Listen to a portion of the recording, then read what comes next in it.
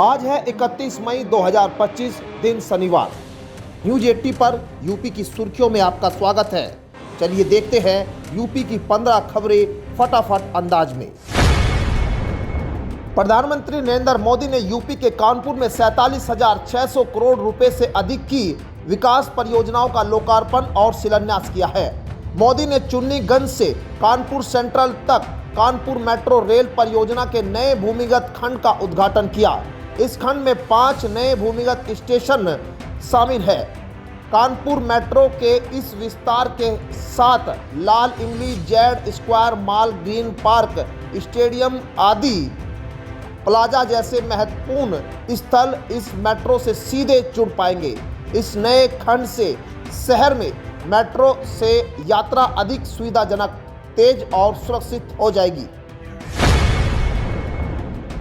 उत्तर प्रदेश सरकार ने अपने शहरी विकास के विजन को एक नई दिशा देते हुए अगले 2 वर्षों में राज्य के 7 प्रमुख शहरों में स्मार्ट पार्किंग सिस्टम सहित अनेक आधुनिक सुविधाएं विकसित करने की योजना बनाई है।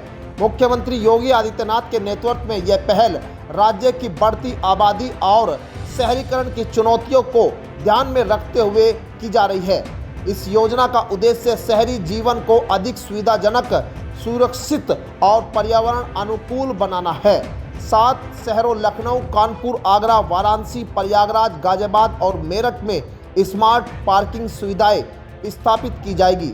ये सुविधाएं अत्याधुनिक तकनीक से लैस होगी। उत्तर प्रदेश की योगी सरकार ने श्रमिकों के जीवन स्तर को बेहतर बनाने के लिए एक और बड़ा सराहनीय कदम उठाया है।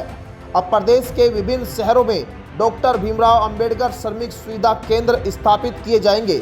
यह योजना श्रमिकों को न सिर्फ बेहतर सुविधाएं मुहैया कराएगी बल्कि उन्हें आत्मनिर्भर बनने का भी अवसर प्रदान करेगी। बता दें कि इस योजना के तहत श्रमिकों के लिए आधुनिक ट्रांजिट हॉस्टल की भी व्यवस्था की जाएगी। यह हॉस्टल उन श्रमिकों के लिए विशेष रूप से उपयोगी होंगे जो काम के सिलसिले में एक स्थान से दूसरे स्थान पर जाते हैं। अब उन्हें रहने के लिए सुरक्षित, स्वच्छ और सस्ती जगह मिल सकेगी। उत्तर प्रदेश में परिषदीय स्कूलों में पढ़ाई का माहौल बेहतर बनाने की कोशिश जारी है। समग्र शिक्षा अभियान के तहत 76 करोड़ 16 लाख 98 हजार रुपये की राशि जारी की गई है, जिससे प्रदेश के प्राथमिक और उच्च प्राथमिक स्कूलों में जरूरी सुविधाएं जुटाई जाएगी। यह पैसा स्कूलों में नई कक्षाएं बनाने, टॉयलेट सुधारने, बाउंड्री वॉल, बेंच, डेस्क, बिजली, पानी और अन्य मूलभूत सुविधाओं पर खर्च होगा। योगी सरकार ने यह फंड वित्तीय वर्ष 2024-25 में बची राज्यांश की राशि के तौर पर जारी किया है, जिसे अब 2025-26 में उपयोग करने की मंजूरी दे दी गई है। शासन ने स्पष्ट किया है कि यह रकम केवल उसी काम में खर्च की जाएगी। लखनऊ में महिलाओं की सुरक्षा को ध्यान में रखते हुए टैक्सी, ऑटो और कैब सेवाओं के लिए नया नियम लागू किया गया है। अब हर ड्राइवर को अपना नाम और मोबाइल नंबर गाड़ी में दिखाना अनिवार्य होगा। नियम का उल्लंघन करने पर वाहन चलाने की अनुमति नहीं मिलेगी। दरअसल यह फैसला महिला आयोग की सिफारिश पर लिया गया है, जिससे सार्वजनिक परिवहन में पारदर्शिता और सुरक्षा बढ़ेगी। आपको बता दें, इस नियम का पालन न करने पर संबंधित वाहन को संचालन की अनुमति नहीं दी जाएगी। उत्तर प्रदेश की योगी सरकार ने यह निर्देश सभी जिलों में तत्काल प्रभाव से लागू करने के निर्देश दिए हैं। अलीगढ़ शिक्षा के क्षेत्र में अब नया कीर्तिमान स्थापित करता हुआ नजर आ रहा है। जहां पहले अलीगढ़ में 3 विश्वविद्यालय पहले से मौजूद है, वहीं अब राजकीय होम्योपैथिक चिकित्सालय कॉलेज को भी आधुनिक सुविधाओं से लैस बना जा रहा है। यहां पढ़ने वाले छात्रों के लिए विशेष सुविधा सरकार के द्वारा सौगात में दी जा रही है। इसके लिए सरकार द्वारा पहले 150 छात्राओं के लिए 3 मंजिला भवन पहले ही तैयार किया जा चुका है, जिसका निर्माण कार्य भी लगभग पूरा होने को है। इसी बीच अब सरकार की तरफ से 100 छात्रों के लिए 8 करोड़ रुपए मंजूर किए हैं, जिनको लेकर कार्यदायी संस्था को भी इसका जिम्मा सौंप दिया गया है। गंगा एक्सप्रेसवे का काम मेरठ में पूरा हो गया है। हापुड़ रोड पर मेरठ से प्रयागराज तक जाने वाले गंगा एक्सप्रेसवे का मेरठ में 15 किलोमीटर का दायरा है। दरअसल इस पर 100% काम पूरा हो गया है। मेरठ डीएम वीके सिंह ने बताया कि बिजोली गांव के पास इंटरचेंज भी तैयार हो गया है। मेरठ पैंच के 15 किलोमीटर दायरे में गंगा एक्सप्रेसवे का निर्माण कार्य 100% पूरा हो गया है। प्रदेश सरकार ने फरवरी में बजट के दौरान गंगा एक्सप्रेसवे को हरिद्वार से जोड़ने की घोषणा करते हुए 50 करोड़ का बजट भी इसके लिए आवंटित किया था। 594 किलोमीटर लंबा एक्सप्रेसवे 12 जिलों के 518 गांव से होकर गुजरेगा। योगी सरकार ने बीते कुछ सालों में बिजली उत्पादन के क्षेत्र में एक नई मिसाल कायम की है। जहां 2017 तक प्रदेश में कुल 15,916 मेगावाट बिजली उत्पादन की क्षमता थी, वहीं अब यह बढ़कर 24,868 मेगावाट तक पहुंच गई है। यानी सरकार ने अपनी नीतियों और योजनाओं के जरिए 8,952 मेगावाट की वृद्धि की है। खास बात यह है कि इस साल के अंत तक यह आंकड़ा और बढ़कर 27,184 मेगावाट तक पहुंचने की उम्मीद जताई जा रही है। इस साल ही 2,316 मेगावाट की वृद्धि दर्ज होने जा रही है। प्रदेश में बिजली की बढ़ती मांग को देखते हुए सरकार ने न केवल उत्पादन बढ़ाया है, बल्कि नए बिजली घरों के निर्माण को तेजी दी है। मुख्यमंत्री योगी आदित्यनाथ ने अयोध्या में धार्मिक स्थलों की पवित्रता बनाए रखने का बड़ा कदम उठाया।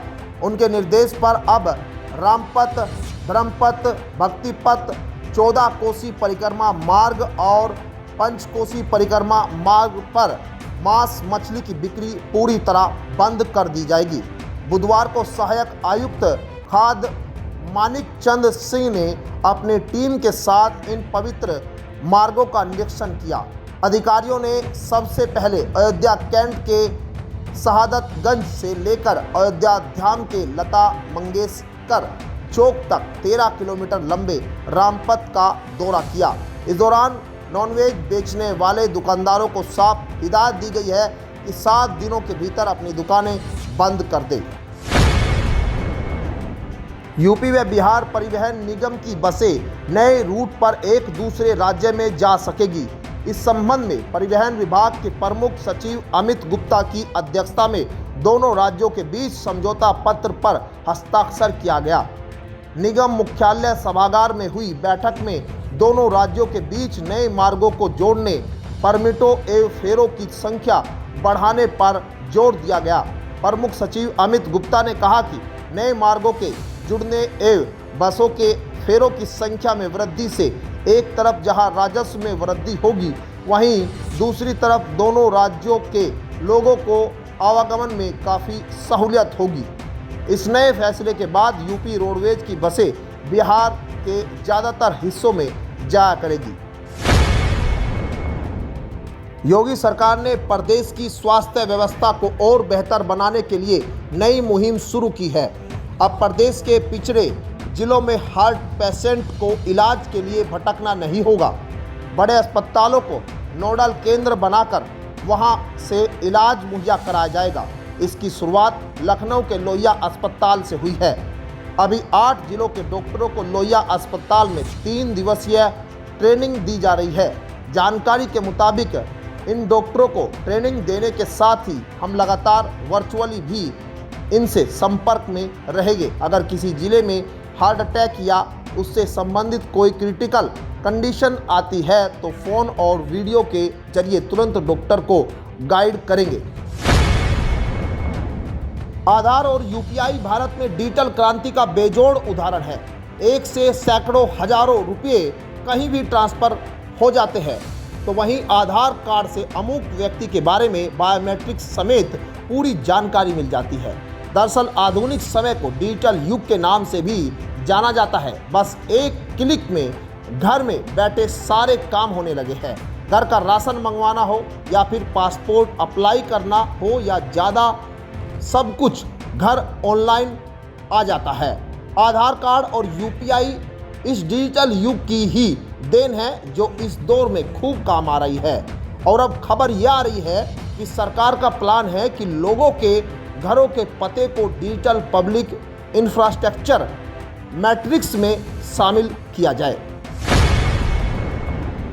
विकसित कृषि संकल्प अभियान के तहत 1 जून को मेरठ के गांव दबथवा में केंद्रीय कृषि मंत्री शिवराज सिंह चौहान व देश के वैज्ञानिक किसानों से संवाद करेंगे। कार्यक्रम में भारतीय कृषि अनुसंधान परिषद, राज्य स्तरीय विभाग और कृषि, बागवानी, पशुपालन, मत्स्य पालन विभाग के अधिकारी आदि किसान शामिल होंगे।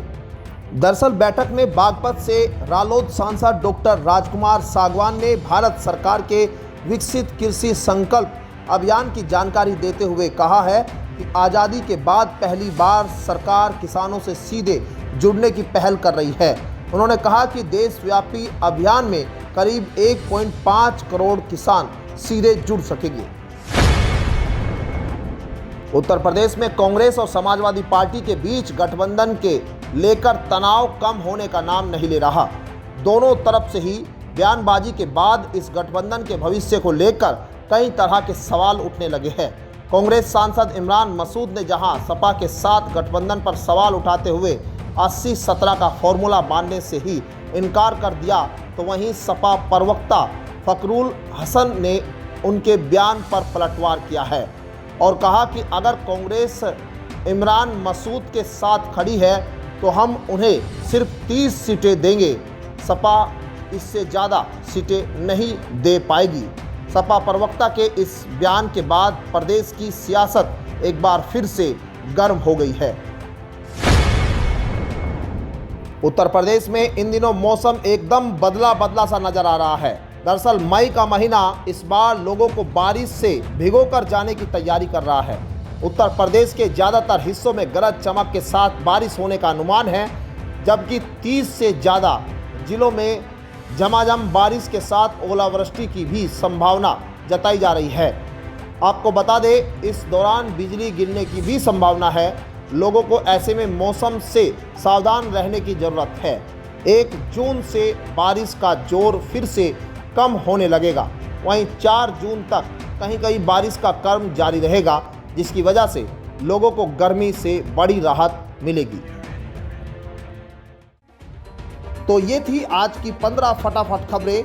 अगर आपको वीडियो पसंद आया तो वीडियो को लाइक, शेयर व कमेंट जरूर करें। धन्यवाद।